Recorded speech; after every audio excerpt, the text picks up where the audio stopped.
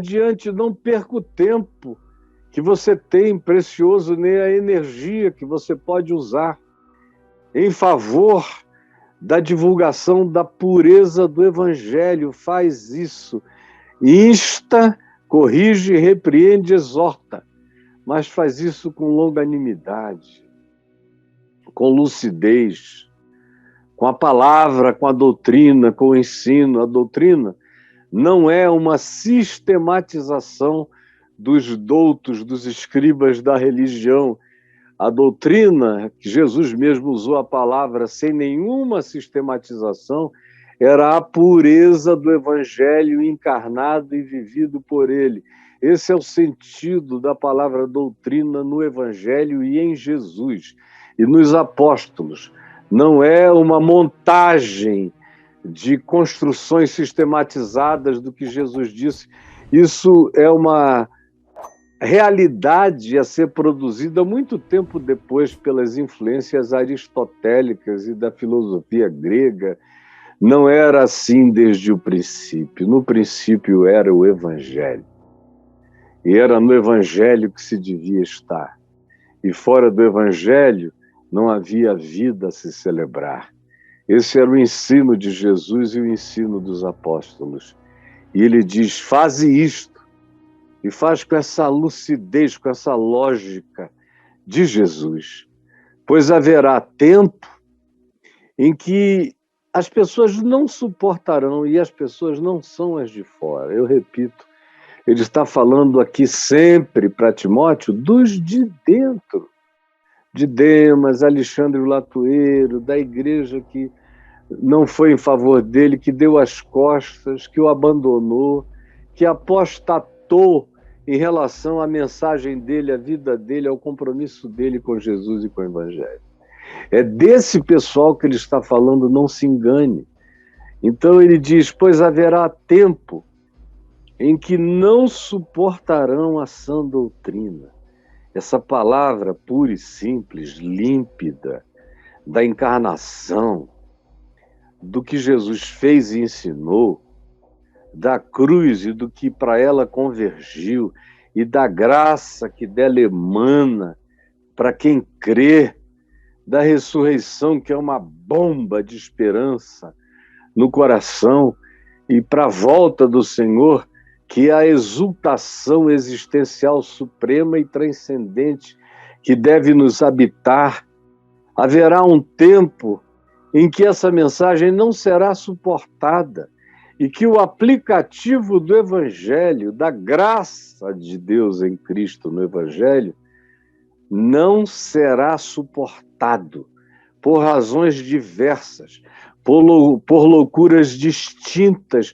Chegará uma hora em que se entrará num tempo de insuportabilidade em relação à palavra, em relação ao Evangelho, um Evangelho inaguentável, pois haverá esse tempo e chegará. E que tempo será esse? Será um tempo no qual os discípulos vão escolher os seus próprios mestres. Eles já não se inclinarão para a palavra. Eles fugirão do absoluto que foi ensinado, que foi transferido, que foi exortado, que foi anunciado, que foi pedagogizado anos e anos, com amor, com carinho, por gente como Paulo, tentando fazer com que eles entendessem o significado que era aquele, que não era para tirar nada, nem era para acrescentar nada, que toda supressão era um alejão contra a verdade, que todo acréscimo era mentira que falsificava a verdade. Então ele diz: esse tempo chega, já chegou, está chegando, sempre estará entre nós e vai crescer, em que haverá a insuportabilidade da simplicidade do Evangelho. Eu, por exemplo, me lembro que há 50 anos, quando eu comecei a falar, se houvesse alguém em algum lugar dizendo as coisas que eu digo aqui todo dia, Milhões de cristãos estariam em volta, à volta, crescendo, bebendo. E se as loucuras que hoje são anunciadas estivessem também sendo ditas, elas seriam rejeitadas, porque a maioria ainda queria o que era bom. A maioria ainda lia as Escrituras, a Bíblia, ainda lia o Novo Testamento especialmente, e ainda ouvia uma palavra que anunciava a encarnação, a ação graciosa de Jesus para com os homens, a cruz e o que ela realizou e consumou, a ressurreição e o que ela garante, e a volta do Senhor e a esperança que ela traz. Ainda era assim. Agora não tem mais quase ninguém.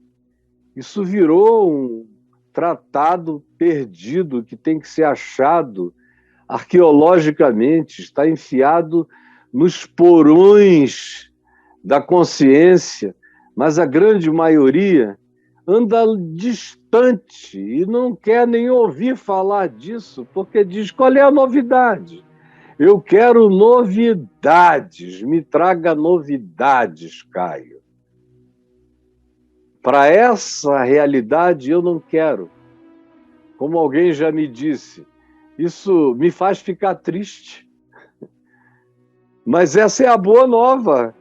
Quando alguém ouve a boa nova e fica triste, tem alguma coisa muito errada, não com a boa nova, mas com o coração que fica triste diante do anúncio de tão grande graça, de tão grande salvação, porque esse tempo chegou, e chegou cada vez mais. Nos dias de Paulo era um ensaio. Aqui entre nós isso tomou proporções extraordinárias, porque os homens e as mulheres escolheram os seus mestres. Hoje a gente, mais do que nunca, tem esse panteão, essa variedade louca de ensinos e ensinadores, de mestres e de coaches e de técnicos e de pastores miraculosos, de promessas que Jesus nunca fez, que o Evangelho nunca trouxe. E são esses os que são escolhidos. Se eu estivesse aqui falando outras coisas, milhões e milhões e milhões estariam aqui. Eu sei quais são as coisas que essa geração quer ouvir. Eu sei todas elas, eu sei de trás para frente.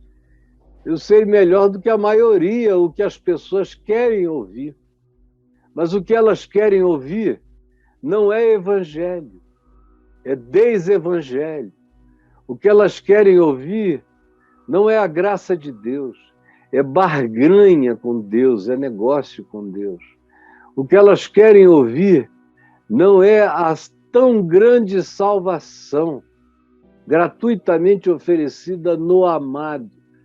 Elas querem aquilo que elas possam adquirir nos negócios que elas venham a fazer com a religião.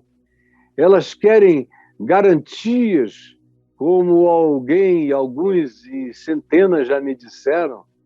Uma das últimas vezes eu até ri muito, porque foi um comediante conversando comigo, que falou: olha, eu quero me converter, mas quando eu me converter, eu não quero me converter num evangelho assim, bom como esse seu, cheio de amor, de graça e compaixão. No dia que eu for me converter, eu quero me converter no cacete. Eu fiquei ouvindo aquilo com a vontade de perguntar a ele se ele tinha alguma compulsão masoquista, se ele gostava de apanhar, se ele gostava de um dominador sobre ele, qual era a dele.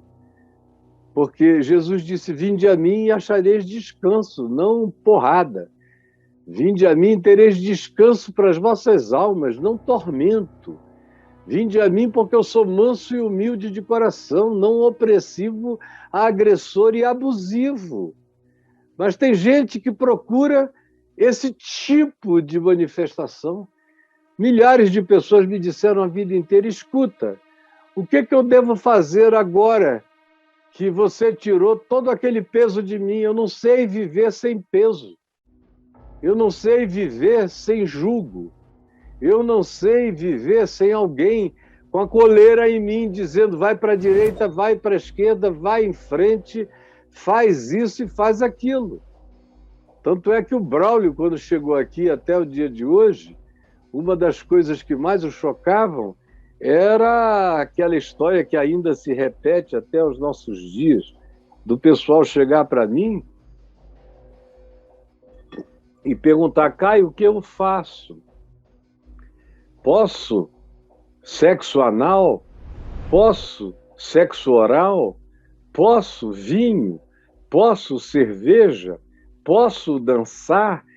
Porque as pessoas ficaram completamente lesadas mentalmente e estão acostumadas a serem conduzidos sobre ordens de um amestrador que não ensina ninguém a liberdade, nem o caminho da autodeterminação segundo a percepção, a leitura, a consciência e a demonstração do e no Evangelho. Tem medo de decidir, de escolher. Não gostam da liberdade que a graça de Deus dá. Preferem ter mestres perversos, mas dizendo se é para a direita, se é para a esquerda, em quem votar, se pode isso, se não pode aquilo, e elas vão se submetendo, e toda vez que se submetem, perdem a consciência, perdem a lucidez, perdem o livre-arbítrio, perdem a capacidade de escolha, vão se tornando marionetes, manipulados, seres que são puppets, conduzidos pela vontade controladora de loucos que têm como Deus o seu próprio umbigo, o seu próprio ventre, as suas próprias paixões pessoais. Sim, chegará o tempo em que se cercarão desse tipo de mestres. Mestres que vão atender às suas próprias cobiças. As cobiças do povo, eles vão propor o que as pessoas querem. Só vão dizer o que atende à pesquisa do marketing, da carência do público, e mesmo que isso não tenha nada a ver com o Evangelho, eles vão inventar palavra, promessa, doutrina, ensino, que leva o nome de Jesus, que supostamente glorifica a Deus o tempo todo, mas que é uma negação do Evangelho, é uma negação do que Jesus ensinou, é uma negação da palavra. Cercação de mestres segundo as suas próprias cobiças, segundo os seus tesões, segundo os seus desejos, segundo os seus hedonismos, segundo sua volúpia, segundo a cobiça da posse, do ter, do controlar, do dominar. E sim, porque quando eles ouvem a palavra simples, pura do Evangelho, eles sentem um desconforto insuportável. Eles não aguentam o Evangelho puro e simples, dá coceira nos ouvidos. É um incômodo, o cara não aguenta. Tem gente que chega aqui e não suporta 10 minutos, 15 minutos, sai. Sai, até porque alguns dizem, se eu ficar aqui, eu vou acabar me comprometendo com o que eu não quero. Eu não quero saber. E dá coceira nos ouvidos, incômodo, angustia a alma. Por isso eles se recusarão, tanto quanto se recusam, a dar ouvidos à verdade. Eles fogem da verdade. Eles têm pânico da verdade. Eles sentem abuso pela verdade. Eles preferem, Paulo diz, entregar-se às fábulas, às construções, às ficções, às mentiras, às invenções, às revelações criadas, montadas, às fajutices que são ditas em nome de Deus, assim diz o Senhor, com promessas que atendem à cobiça da vida e do coração que não suporta o Evangelho, mas quer Deus como promessa de fábula, de ficção, de engano e de mentira. Então Paulo diz, Tu, porém, ser sóbrio. Ser sóbrio. Você tem me ouvido direto. Você tem visto o resultado do Evangelho na minha vida porque eu busco encarnar essa palavra. É de mim que você tem aprendido. Eu sou o livro vivo, a epístola viva, a carta viva, é a minha vida. Olha o que o Evangelho faz, o que ele produz, o tipo de caráter, o tipo de gente que ele gera. Você tem que saber que é pelo seu fruto, pelos seus frutos que os conhecereis, e o fruto não são feitos, não é a construção de templo, não é a expansão do ministério, não é a quantidade de gente. Isso aí tem a ver com império, empresa, indústria, tem a ver com o mundo, essas quantificações, esses cálculos. No Evangelho, aquilo que é prosperidade, aquilo que é fruto, é do Espírito Santo. O único fruto que Jesus conhece é o fruto do Espírito. É o fruto que permanece, que é amor.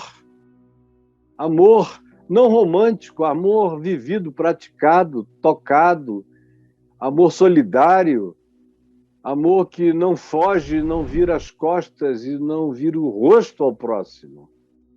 Amor cheio de alegria, alegria no Espírito Santo, alegria e gozo, exultação na esperança, paz que não decorre de circunstâncias, mas da transcendência do amor de Deus em nós, que excede a todo entendimento e que nos ensina a vivermos contentes em toda e qualquer situação. Alegria, paz, bondade, longanimidade, fidelidade, lealdade, justiça, verdade, sinceridade, domínio próprio, autocontrole. Esse é o fruto. Se você tem 1 milhão de pessoas com você, mas você tem que disfarçar quem você é o tempo todo, porque na intimidade você não dá esses frutos, você pode ter e fazer o que quiser fazer, como Jesus disse. Pode expulsar demônios, profetizar, curar, mas ele vai dizer: eu nunca conheci você, porque eu só conheço o fruto que você dá. Pelos seus frutos os conhecereis. Espinheiros não produzem uvas, nem figueiros produzem espinhos. Por isso, não é questão de olhar a produção do trabalho quantificável de ninguém, é olhar a vida. É a vida que é a palavra, é a vida que é a carta escrita, é a vida que é a epístola, é a vida que é o Novo Testamento, de quem creu no amor e na aliança de Deus com os homens, é a vida. Tu, porém, ser sóbrio. Por isso, o primeiro apelo é para o caráter, para a mente, para a lucidez, para a atitude, para a sobriedade em todas as coisas, para a perseverança, para não ficar preocupado quanto a ficar só ou não ficar só, se tem muita gente contigo ou não, se são em seu favor ou contra você. Suporta as aflições, suporta a perseguição, suporta a contradição, suporta a rejeição, suporta a gozação, suporta o fazer pouco deles. E, enquanto isso, faz o trabalho de um evangelista, de quem anuncia a boa nova do Evangelho. Prega as pautas de Jesus, a mensagem de Jesus, e encarna isso. Cumpre cabalmente, plenamente, encarnadamente, integralmente o teu chamado, a tua vida, o teu ministério, porque os tempos são esses.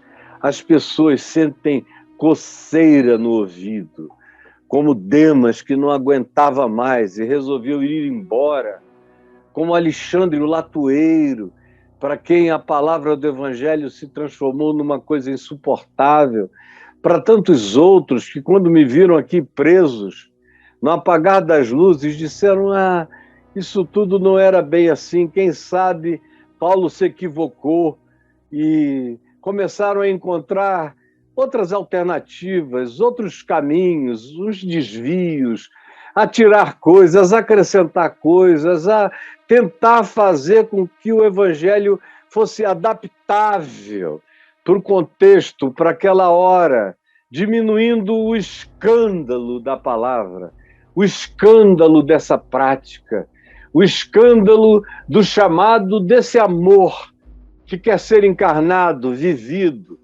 que quer sofrer as consequências de andar com Jesus, que não tem medo de segui-lo, que não fica medindo quais serão as consequências, que aceita as implicações, que não olha para trás, que não vira mulher de Ló, que não sente saudade de Sodoma nem de Gomorra, e nem tampouco de qualquer outra coisa, não sente saudade do Egito, nem sente saudade das tábuas da lei, não sente saudade de nada. Em Cristo encontrou o abraço eterno, a promessa eterna de vida, de ressurreição, de esperança, de invencibilidade, de vitória, de tornar-se mais do que vencedor pela frutuosidade que decorre da experiência do amor de Deus em nós.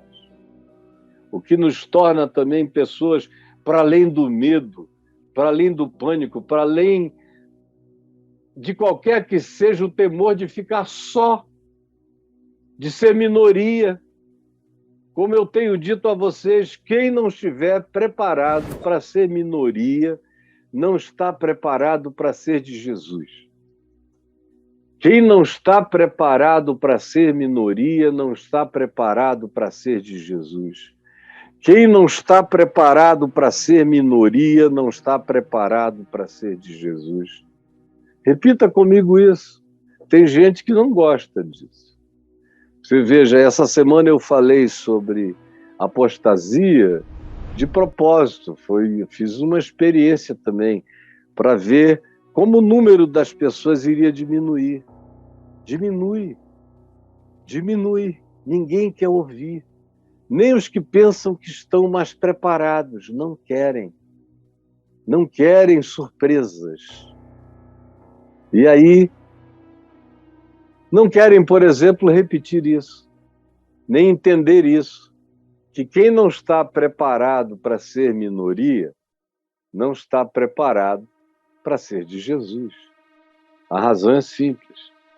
Jesus disse que eram poucos os que acertavam com esse caminho, eram poucos os que, ouvindo, escolhiam. Quando ele contou a parábola do semeador, para cada 4 sementes, uma vingava.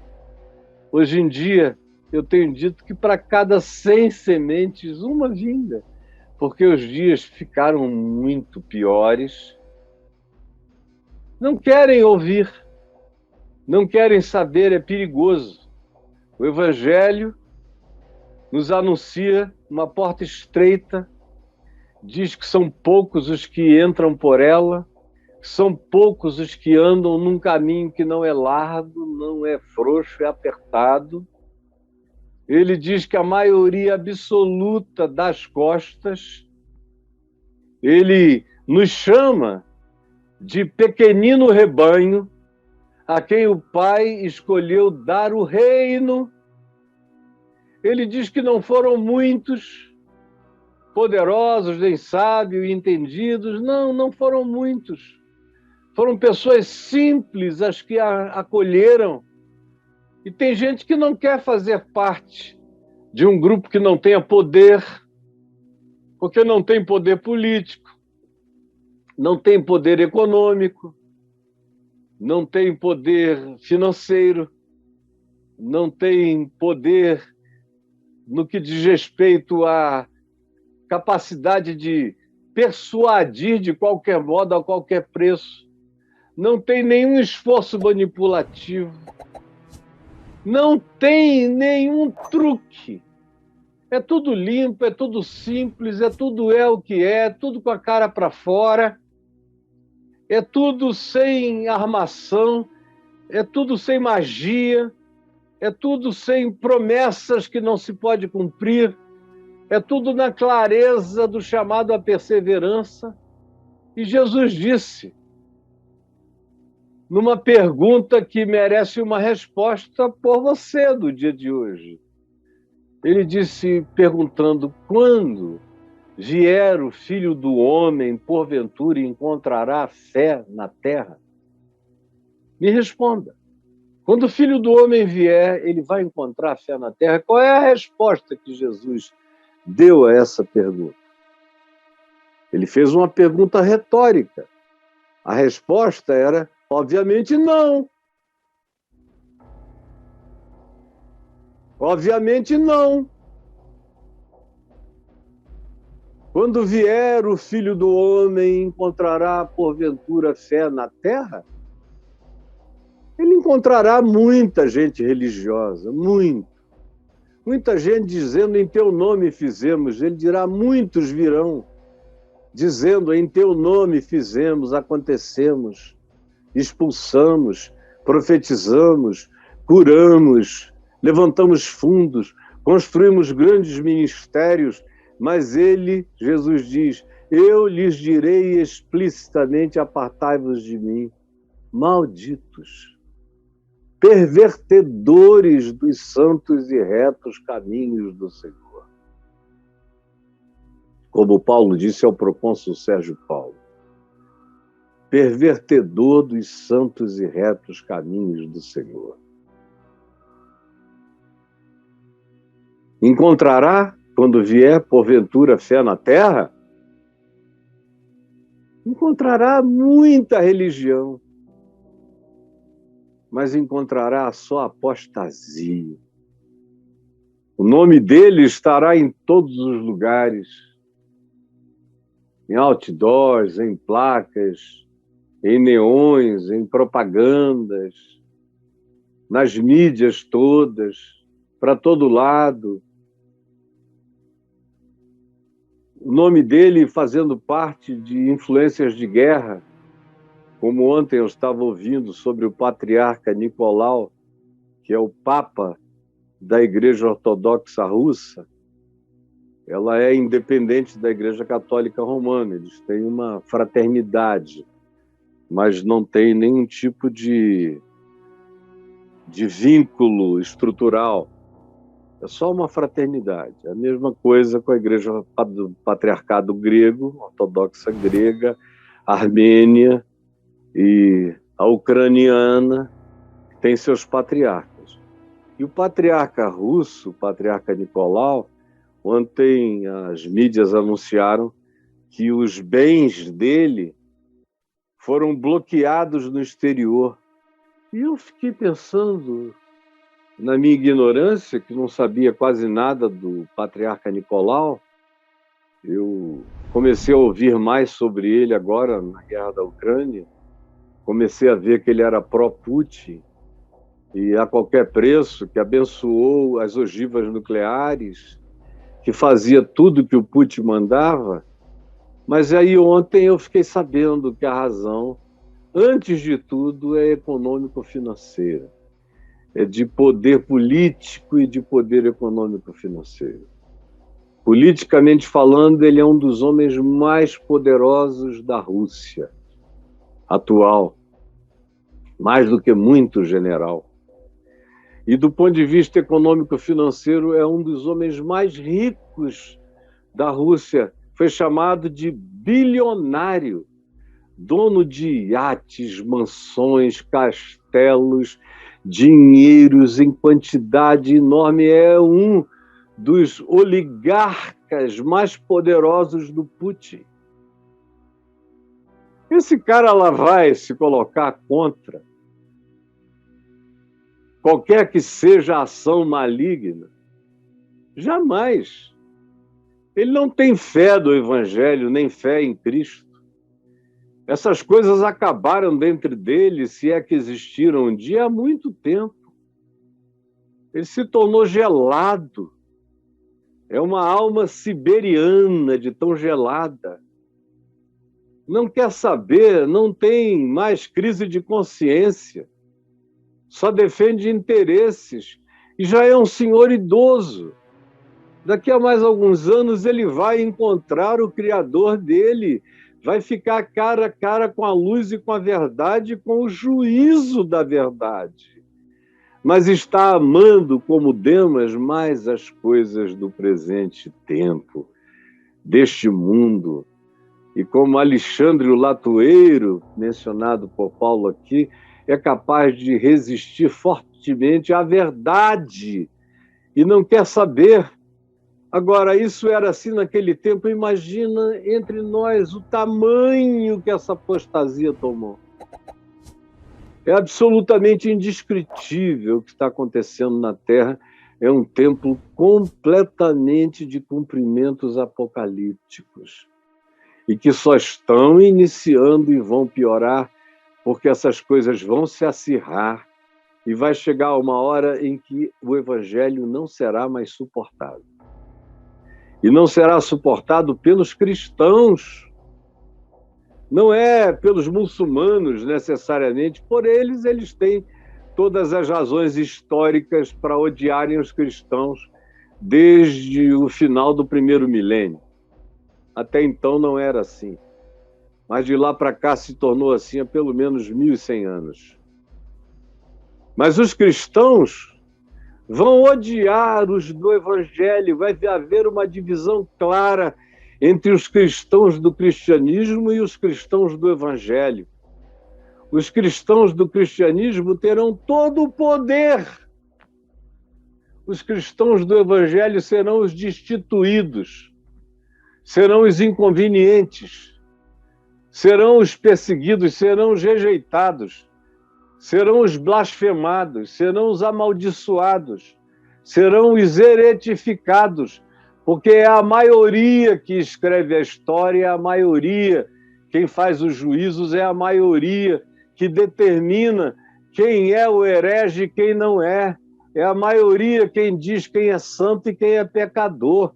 É a maioria religiosa que tem as rédeas da fake news, do engano, da mentira, da injúria nas mãos e faz isso sem pudor, porque não tem amor nem reverência.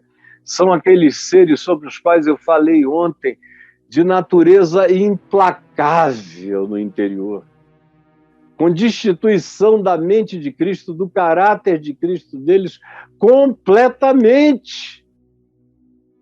E essa é uma hora para a qual o que se tem que dizer é isso: ser sóbrio. Não perde a cabeça.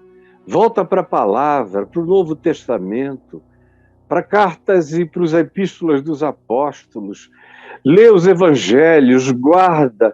Ouça o Evangelho de Carreirinha aqui no meu YouTube, no meu canal, que o Braulio pode mostrar para vocês aí. Durmam ouvindo o Evangelho de Carreirinha. Deixem a palavra entrar na mente de vocês. Vocês podem ir lá, botar no Evangelho e ouvirem na sequência dentro do meu YouTube. Você que hoje em dia ouve podcasts no carro, para lá, para cá, toque como podcast o meu Evangelho de Carreirinha, que é a leitura de Mateus até o Apocalipse, disponível para todos vocês. É só escrever o Novo Testamento de Carreirinha e vocês vão encontrar aí dentro da lupa do meu canal e vão poder ouvir desde Mateus 1. Deixa ouvindo, deixa entrar no inconsciente, deixa habitar o teu subconsciente, deixa entrar na tua mente, deixa penetrar você. Faça isso já, comece a fazer isso hoje. Comece a fazer isso hoje. Não brinque disso. Nem pense que eu estou aqui tendo prazer em dizer o que eu estou dizendo, porque isso só diminui o meu público, mas eu não estou preocupado com essa diminuição. Eu sou preocupado com a qualificação da sua perseverança, do seu compromisso, da sua consciência, da sua vida, do enraizamento da sua existência no chão do Evangelho. Eu quero partir para o Senhor em paz, sabendo que eu combati o bom combate, completei a carreira e guardei a fé. Esse é o objetivo único da minha vida. É combater e escolher as pautas de Jesus como tema dos meus combates, dos bons combates. Estou aqui para ir até o fim, para completar a carreira, para não faltar nenhum dia, para guardar essa fé intacta em mim, para mim, no meu coração, e compartilhando-a com todos e para todos, segundo o Evangelho. Jesus, que essa palavra dita a meninos, a crianças, a jovens, a adolescentes que estão me entendendo,